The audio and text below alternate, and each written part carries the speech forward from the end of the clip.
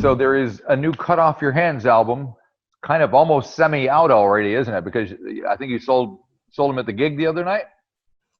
Yeah, we had this deal for like tickets and a vinyl, so we didn't sort of take them out because we'd already announced an earlier date for the release, and then we pushed it back because of the lockdown and stuff. So that the public will be able to get their hands on it fully, right. Apart from those who went. Yeah, this Friday. Yeah. Yes.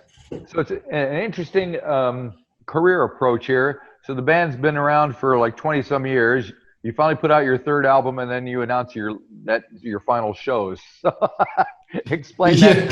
Yeah, it's not the most orthodox way. I think. Look, we kind of just felt like it was time to sort of move on to other things, but we had a project underway, and more than underway, like pretty much at completion.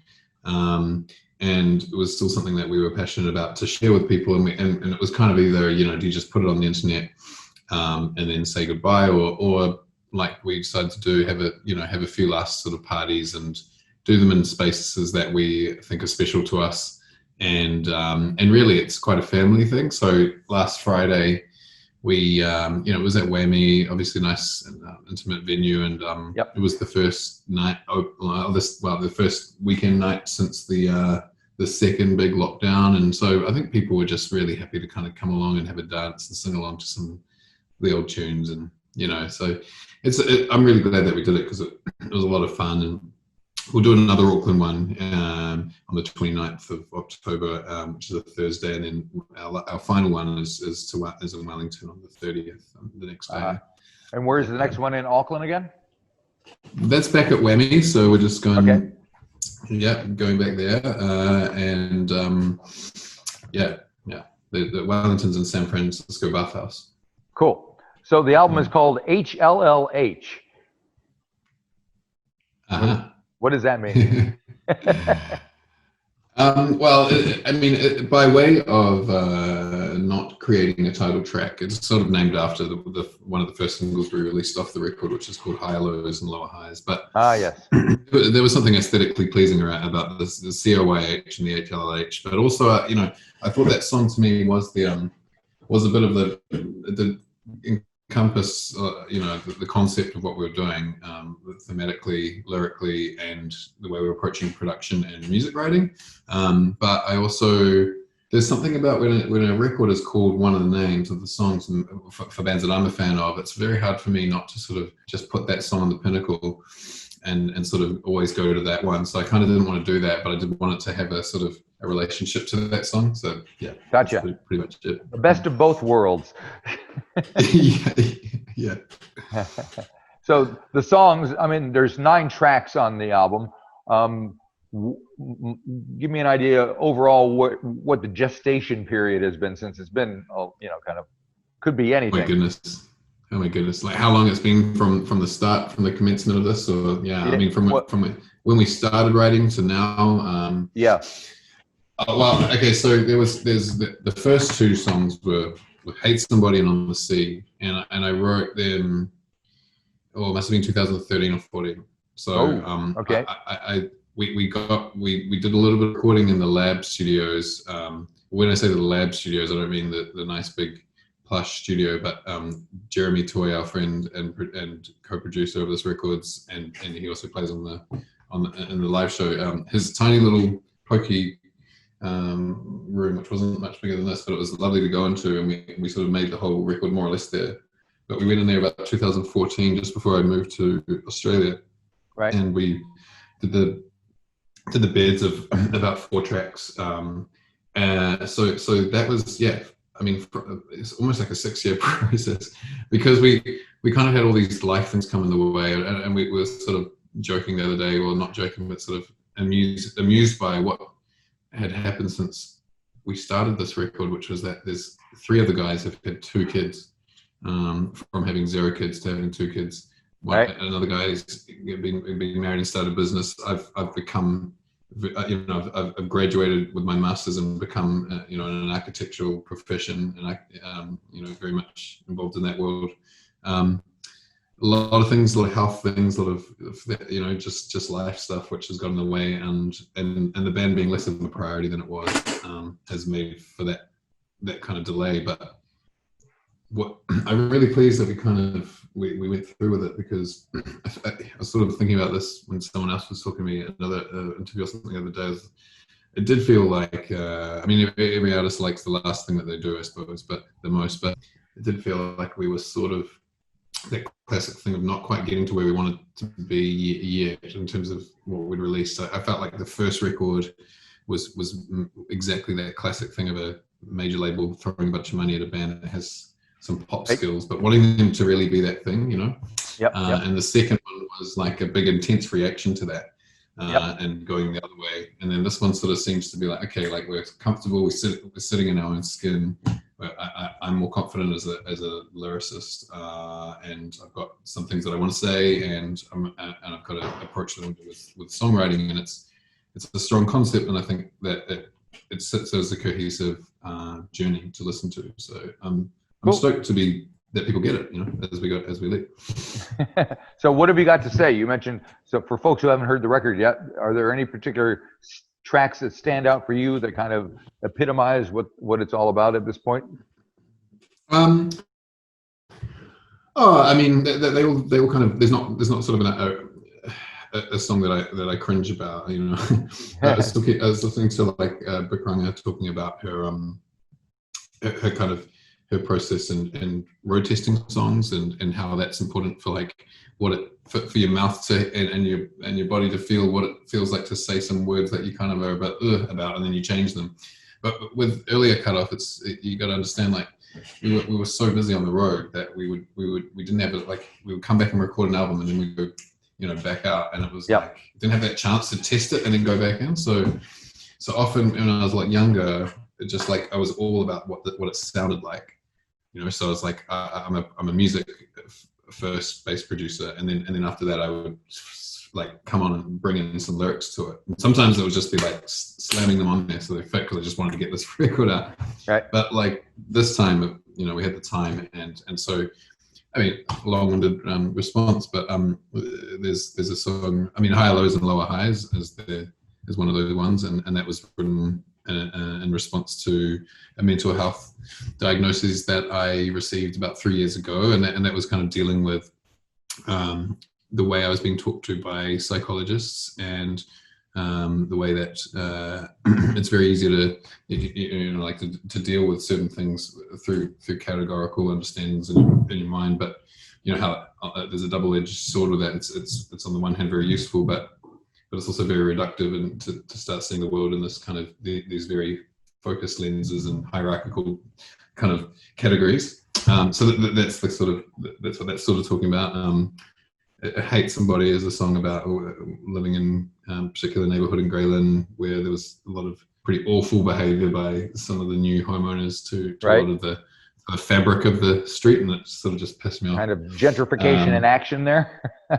Yeah. A lot of very awful kind of treatment of people just because they sort of felt like you got the money and you paid for that, therefore, you know, that kind of thing. Yeah. And then I think the overall kind of vibe of the stuff is just kind of reconnecting with people and community and love, and the importance of those relationships. Live for each other is almost that in a nutshell. Right. It's a love song for my friends. And Blue Smoke Draft, which is the last single that we've released most recently, was, you know, sort of written about the last 2 times that I saw my grandfather in the hospice, and we reconnected after some years where things have been a bit funny, just over over music, over that classic New Zealand pop song, right, from the war, post-war, right, Blue Smoke. Yeah. And so it was quite beautiful. Like the last 2 times I went in there, he had been lent an iPad by one of my uncles, and I looked it up and sort of played it to him. And because I was doing, is it Graham Reed that does the music 101 course, you know, like at Auckland Uni. Oh yeah, at Uni, yes, that's him, definitely. Yeah. So when I was doing architecture school in my first year, we had to do those general education papers, right? And so I chose music because it was going to be easy. write essays about the clean. So I did that, and then I didn't actually know that song, so I got introduced to that. But it was also this kind of reconnection with music, and then I took it to him and on the iPad and sort of showed it to him, and he had this 30 minutes where he just was lucid from being out heavily sedated, and we just connected over the song, and he told me all this beautiful story about he heard these guys singing it in the war and stuff, and then it was a lovely moment, and I went away and I sort of contemplated on it, and then later found out that song wasn't actually released till 1949. I don't think it was, he was hearing it. So there's this memory. So I also like the thing about the beauty of memories, and the way as I get older and my memory gets worse, things come back in different ways, and it's not such a linear progression, but there's magic in that as well. And there's magic in music, and that's the joy of what I was trying to celebrate in that song. Yeah. Gotcha. Now the last track on the album is like 9 minutes long, and it's kind of this weird ambient thing going on. Is that like your goodbye, see you later kind of? It's funny. Those two ambient tracks. There's one that opens and one that finishes it, and they were the first one was the last thing that was made for the record, and that last one that you're talking about in 9 minutes called "Love Somebody." That was the first thing I made. Right. It was made in about 2008. I found it again when I was trying to. I've got an archive of ambient tunes that I work on, and I just was trying to find the right thing for this. And I'd been making stuff for it, but then I just found that thing and I'd never used it. And Brent, who plays drums for us, he's always been in the band. He just kind of likened it to he sort of liked how it's this beautiful wash and lush and lots of vibrancy, and then just the wheels fall off it, and it's just like watching the band fall apart in front of your eyes. So it's kind of like this fitting end. It's just like, oh well, there it goes. There you go. Yeah. So you mentioned Brent, who's on the drums. Who else is in the band these days? So the recording band was myself. I take care of a lot of the guitars, vocals, and sort of other sort of synthy sounds and production. Jeremy Toy is a co-producer and takes care of all that kind of stuff. But we sort of, the three of us is like me, Philip Herdfield, who's on the bass, who's always been there, and Brent Harris on the drums, who has been in and out due to his hearing health issues, but he's an original member. So that's us four sort of made the record, and Jonathan Lee, who also played on Hollow record and did a lot of touring with us around the States. He played on this record, but now the live band sort of expands to about 10 of us. Oh my God. That's a good way to make money, huh? I know. It's just, we were just sort of looking at the logistics of flying to Wellington today, and I was like, oh, okay. But we had a couple of my good friends, Alyssa Petaheta and Swane Tui, who are beautiful sort of singers who I've met through the architecture world. We studied together or have worked together in various forms. So those two join us as backing vocalists. Cool. Priya Sami, who is Jeremy Toy's sister-in-law. She has got a great voice. She sings with us live. Luke Benj, who's another old great friend, plays synthesizers. Then Johnny Parker, who was in Brunettes and all sorts of other bands back in the day, he's playing percussion. That makes 9, I think. And then with Mikey Ramirez, who's our old guitarist, he's been jumping on. He jumped on like Friday night for the old song. So that's how we get to 10. Yep. So what does it feel like to be doing shows that are your last shows? And are you thinking, are they nostalgic? Is it kind of, thank God this is it? Are you thinking about what you're going to do next? Yeah, I think it's a bit of both, because we're not just playing, because we have a new record. Yeah, it's fun. So we've been doing it. We did in 2 sets, so I had an intermission in the middle and got to wind down, and so the big band went off, and then we came back on as just us four, and we did our first 2 records. And I think if we were just doing our first 2 records, it would be like, thank goodness this is over, because we've done them so much, and they don't really mean that much when you're just doing that. But once we've presented new songs that we're really excited about, that we can tell there's a bit of excitement, because we believe in the songs, and then we make our way through to the very oldest stuff, which is the most well-known stuff. It was quite exhilarating to have a room of people just singing my lyrics back at me from when I was 21. And it was lovely. I think we shared a moment together, and Right. we ended up playing for 90 minutes or something, which is a pretty long time for a band like us to play. Yeah, yeah. Oh, good. So what are you going to do next?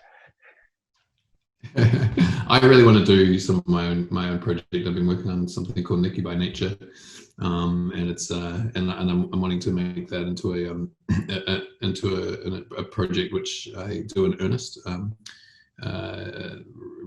I've been putting a few songs out on Bandcamp, but I'm looking to put together a live sort of performance for that too. So these shows have been a fun reminder of how fun it can be to do live things. So I think I'll be itching to get out and do that. And are the people who are coming to these shows, are a lot of them longtime fans who have been to following you from the first album and kind of reminiscing? Yeah, it seems like that. It seems like that by like the like myself, like the amount of people with less hair. And tell me about it. Yeah, there we go. But there's some new kids as well, and but yeah, I mean some old faces. So it's going to be interesting because I think Auckland's always, it's half family and friends. I think when we go to Wellington, I mean all the other cities that we like to play regularly, whether it be Sydney, Melbourne, Auckland, Sydney, Melbourne, Wellington, or that's kind of always been a bit more a different experience. So Auckland's kind of like half of a guest list, half is just a guest list, and make sure everybody. Well, that's what happens. Yeah, everybody knows you. Well, very good. Well, I'll have to try and get down to the show, the final show here, because yeah, you're most welcome. Yeah, definitely go down and see it. But thank you for talking to me. Good luck with the record. These days I don't even know what it doing well means anymore. So hopefully a lot of people will hear it and enjoy it. I guess that's the key. Yeah. Cheers, Marty. See you later. Bye-bye.